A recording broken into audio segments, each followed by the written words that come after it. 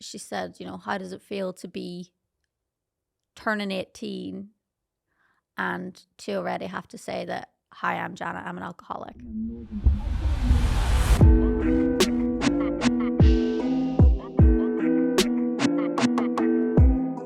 I had a very pleasant and peaceful childhood.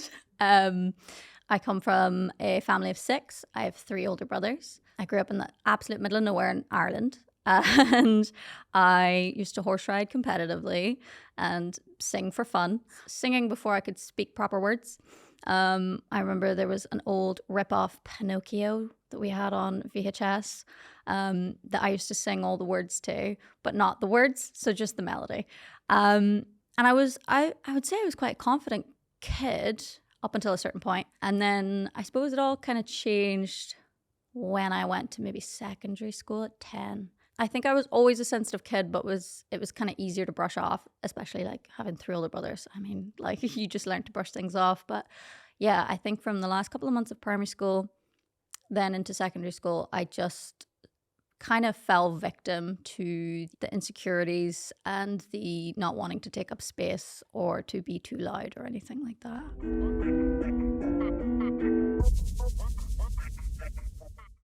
X Factor, I think, for my family and for most families in the UK was always on a Saturday and Sunday night. Like, it was just unavoidable. We didn't have like Netflix at the time, and you know, most houses had one computer. I never seen myself going on the show.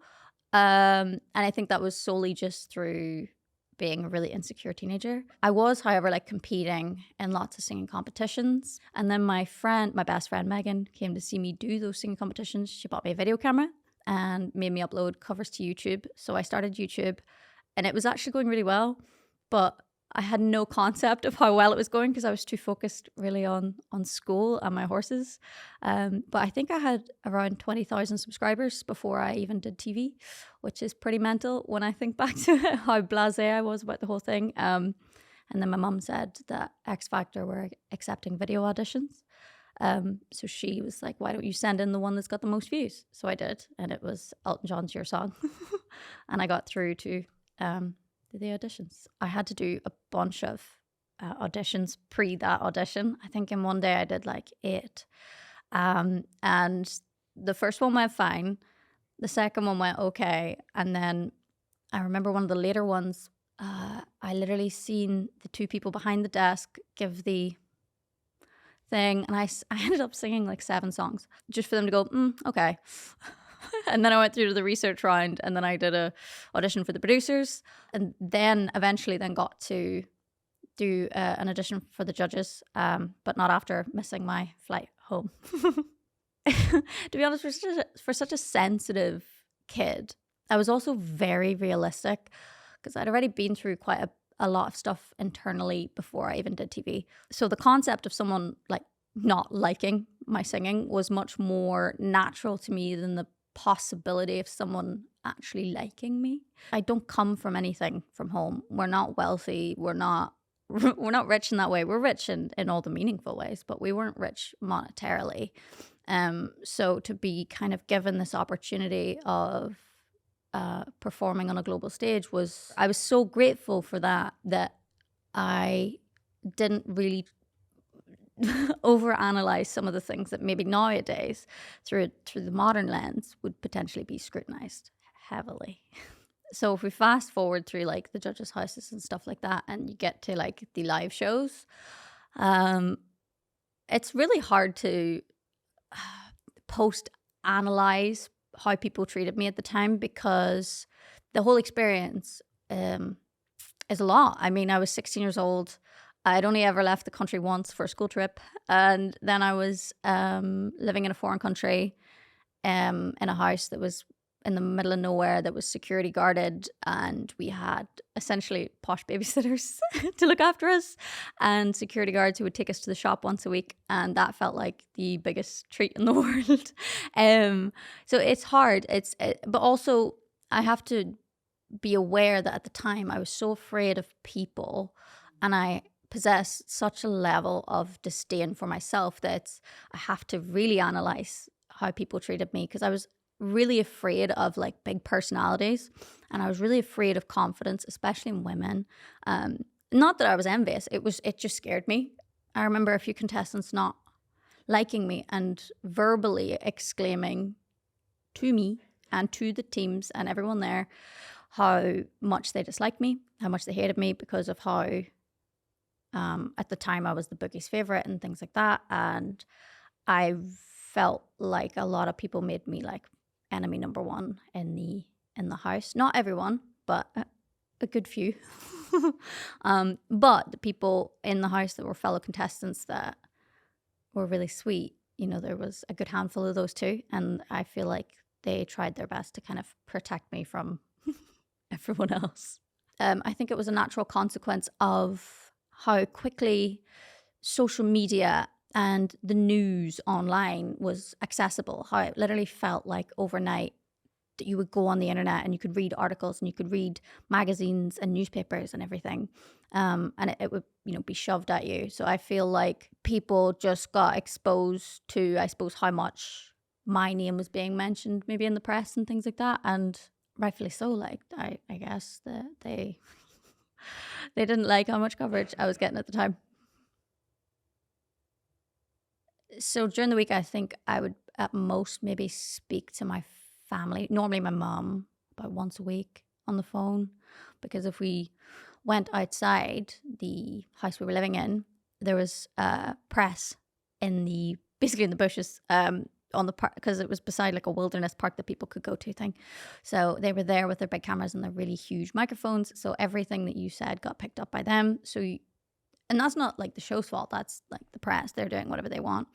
But it meant that, you were kind of not able maybe to say everything that you wanted to say. But what I definitely remember was that my mother, and even to this day, she'd be like this, where it's like, you can come home anytime, that we're not going to treat you any different.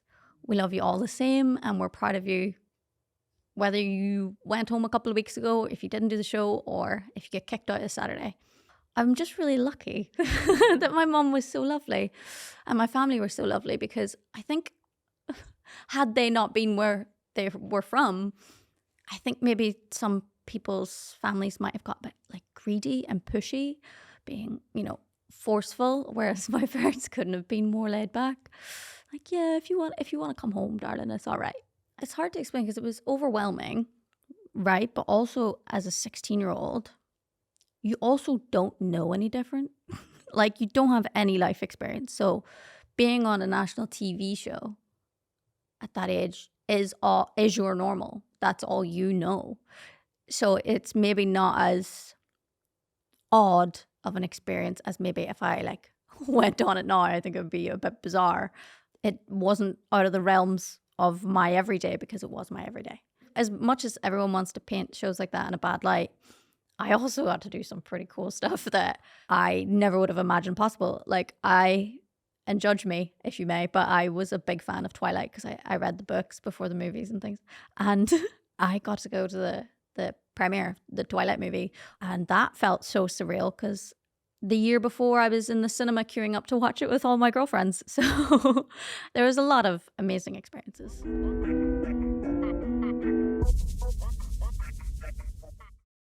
I got kicked out.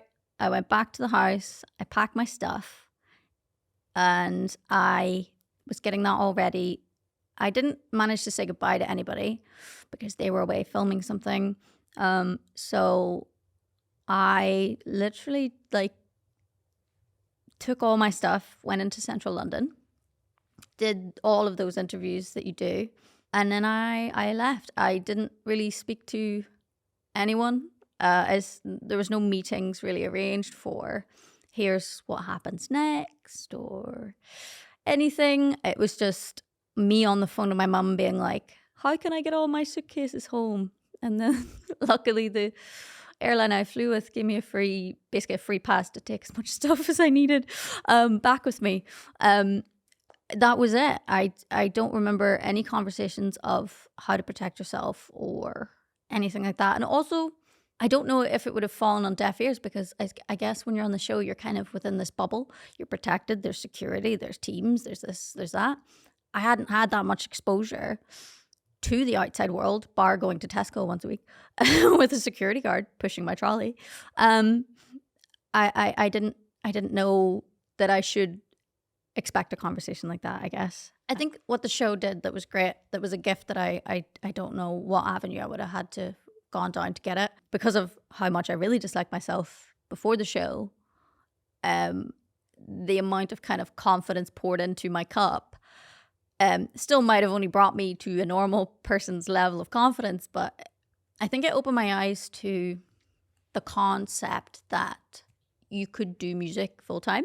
Well, you can try to do music full time, but that kind of the world's your oyster. It's out there. Because I was meeting all these really successful singers, songwriters, performers, and like they said they wanted to be it and they worked really hard and then they got it. So I think I wanted to give it my best shot as far as pursuing it full time. So that was a great gift that I got. Home was very different, not not from my family. I think when I got home, I just wanted like a semblance of normality, that like I could go to the bar with my friends and underage drink, you know. But it really quickly turned awful. And you know, even when I was on the show, my mum, she worked in the courthouse, and she'd be going into the courthouse at like 8:30 in the morning, and like there was more days than not like people yelling abuse at my mother while she was on her way into work, which obviously she didn't tell me. Because of you? Yeah, because of me. So when I would go out, I just got like a lot of hate, I guess. Like, so I obviously naturally stopped going out. I wouldn't go into bars really. And if I did, I would have had to have been drunk before I went. Because I didn't know that people from where I was from were capable of such hatred. It was what it was. Was it great? No. Obviously, because I did a singing show, people's first and favorite thing to say was, "You can't sing." And I still really hated myself. So I was like, mate, we're on the same page. Like, I also think I can't sing. Shocker that I'm here, but hello, you know? So that felt even more baffling. And even during the show and post the show, when I was getting hit, that's how I felt.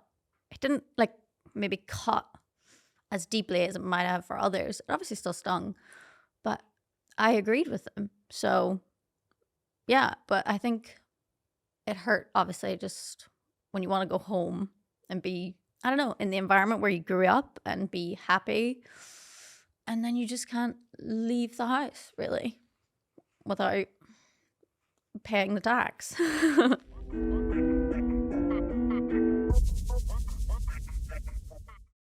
The thing about my addiction that people assume is that, yeah, after having such a massive turn of your life, that it would naturally lead you to addiction. But it wasn't that. I was already a little bit broken before I even did the show. Even though, like I mentioned, I had a really happy, lovely childhood. I still always had this feeling of being a burden, and like as if I was born without this extra layer of skin that everybody else had. That I was a big sensitive baby. I really disliked myself.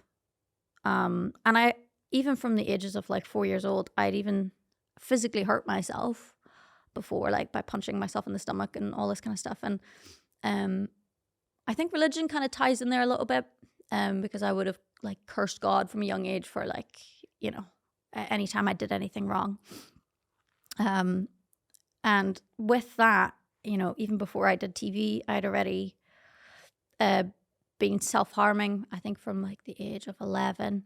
I developed an eating disorder by like 14, 15, which I only recovered from about 3-4 months properly before I did my first initial edition. So I'd kind of already been through quite a lot of stuff internally. And I think the thing with the food and the thing with the self-harm, they are addictions. Because especially the anorexia, I guess, because I was always a really skinny kid from all the horse riding. I was a runner. I was on all the sports teams and la la la la. So I was already like, my nickname was Chicken Legs. You know, I was not big. But for me, I think there's multiple things that go into the eating disorder, but I think I was addicted to seeing a numerical value go down because at the time, you know, you're doing your GCSEs, you're studying, you know, I took my books really seriously. And for me, it was something I could control.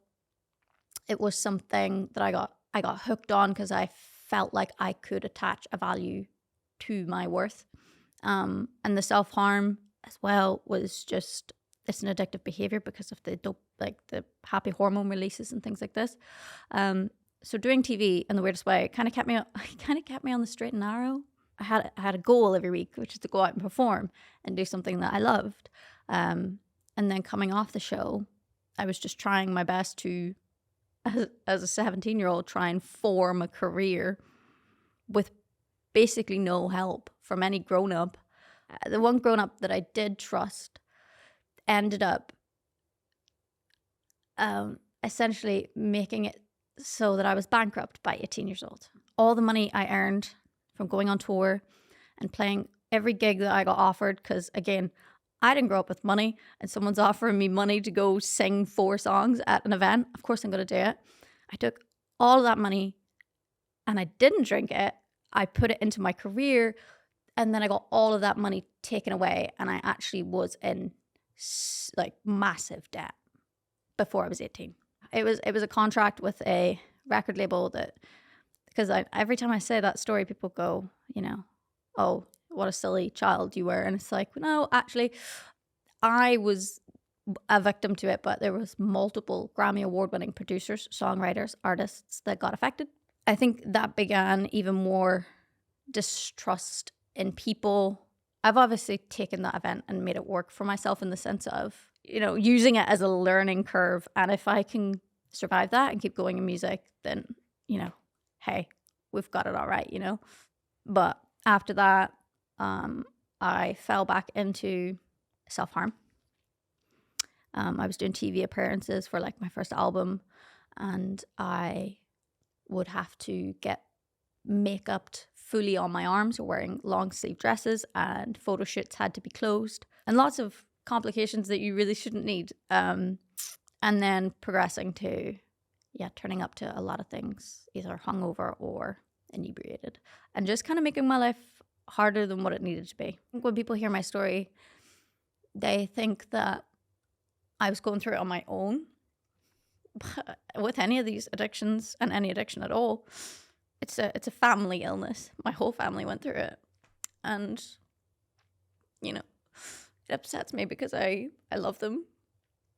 And to think about how much pain I put those poor people through, it's a lot. And I think that's why every day sober, every day clean, from whatever it is my way of apologizing for what I did. Hi, and welcome to Deep. We're a brand new channel from the team behind such shows as Agree to Disagree, Minutes Within the Gap, to name a few. And now we've launched this new channel to keep telling stories. And we'd love to hear what you think. So if there's a particular person you want to hear from, a particular theme that you want us to cover, please drop us a comment, and also like and subscribe for more. Thanks. Now back to the story.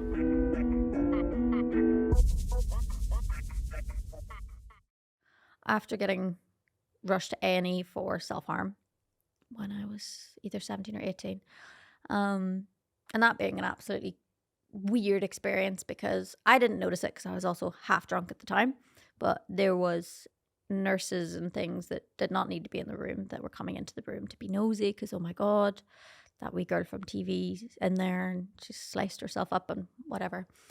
So that was going on, and my manager had to take me, God bless him, because I put a massive strain on him. An absolute guardian angel on this earth, God bless.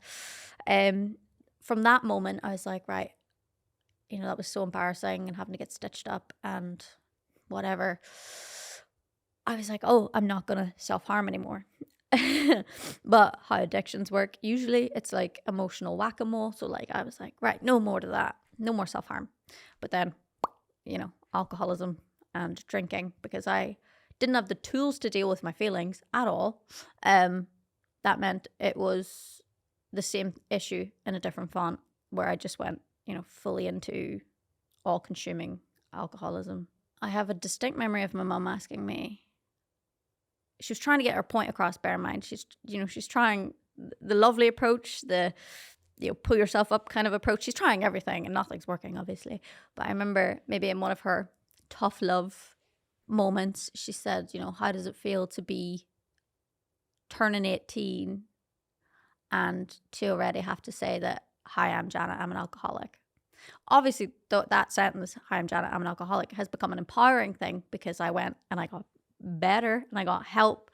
But what she was trying to say was like, wake up, like you've just turned to an adult and you're already an alcoholic, you're addicted to a substance. And I'd love to say that sunk in.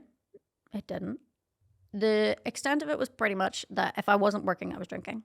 At the weekends, when, you can go be a person, you can do things, I instead would just drink myself into passing out, and then I would literally try and stay passed out for the whole entire weekend before I would go back to the studio or go back to, writing and working.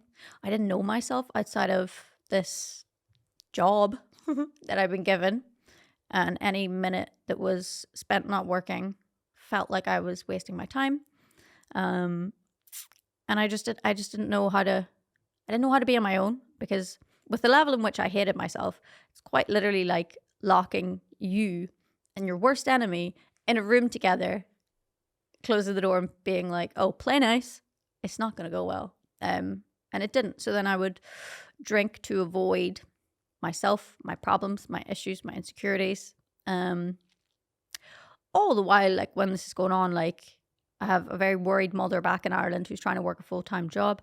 I'm having grown adults every day giving me abuse on the internet. I'm trying my best to forge a career after something like the fraud happens.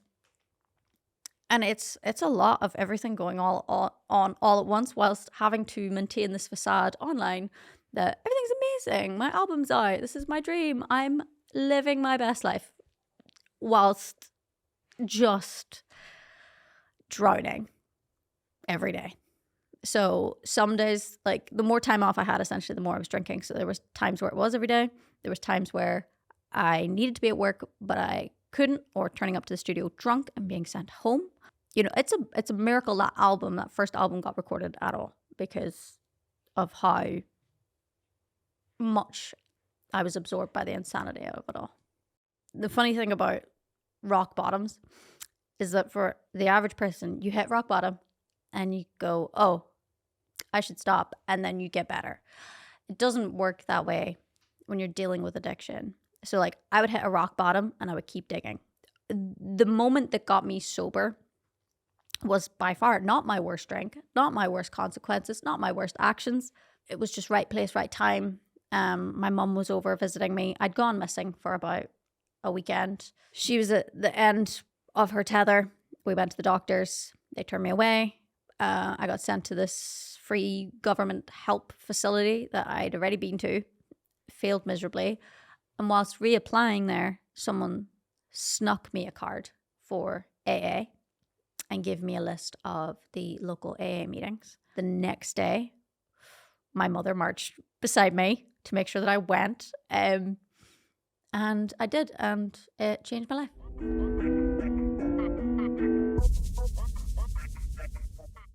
I went to an all-women's meeting for my first meeting.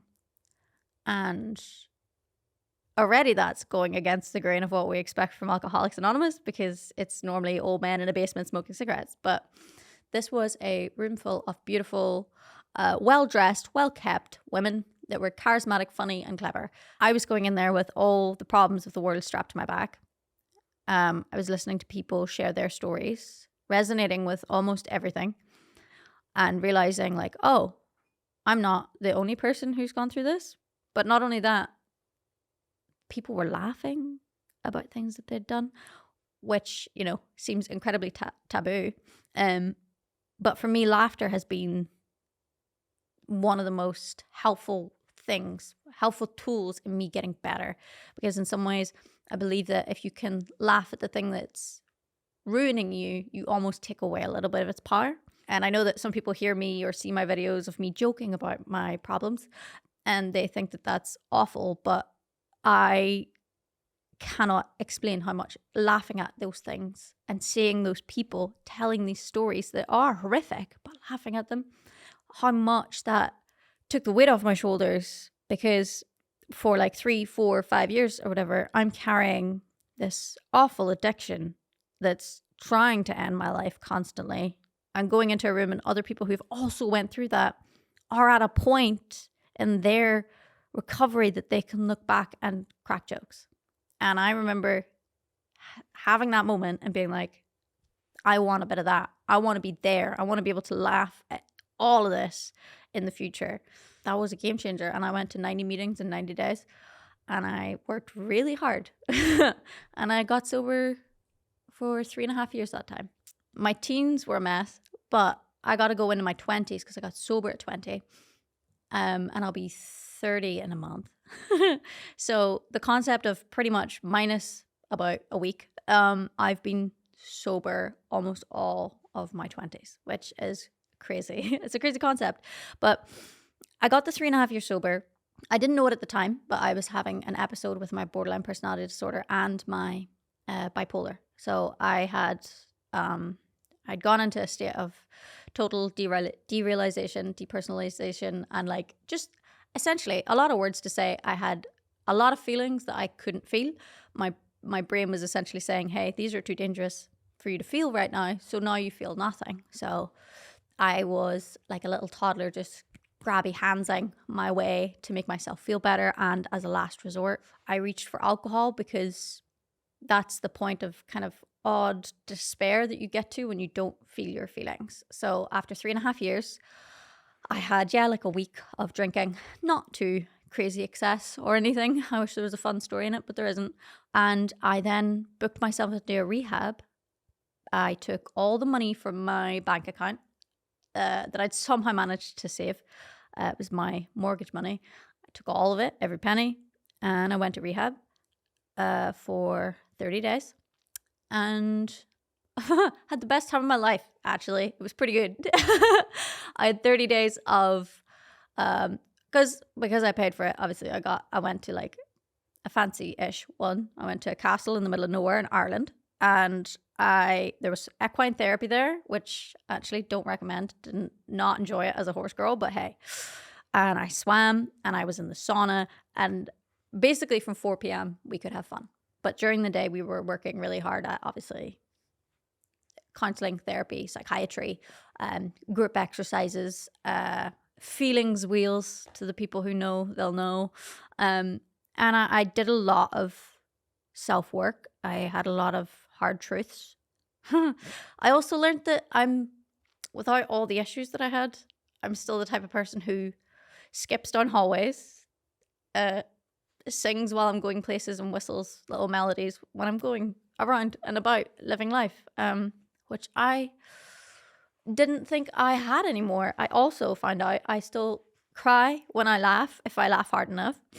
So I had lots of things that I thought were just things of the past, and I realized that no, they are very much going to be a part of my present and my future, and luckily they still are.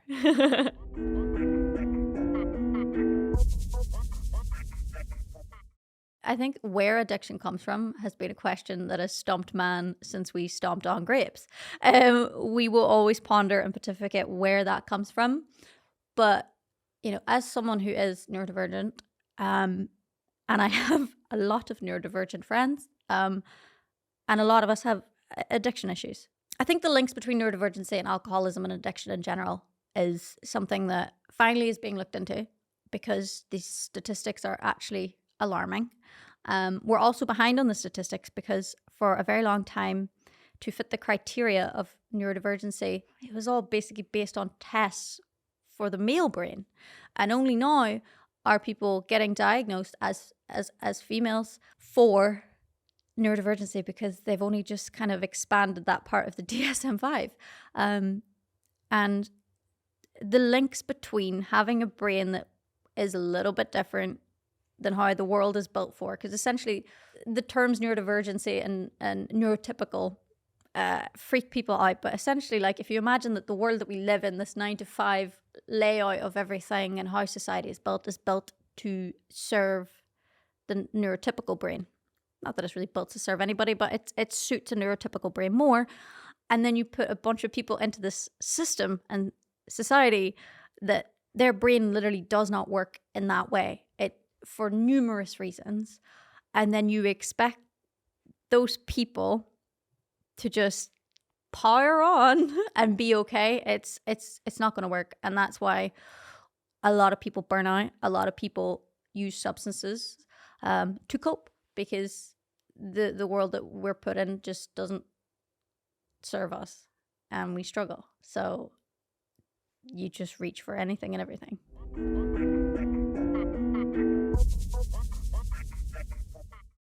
In January, I will be 6 years sober.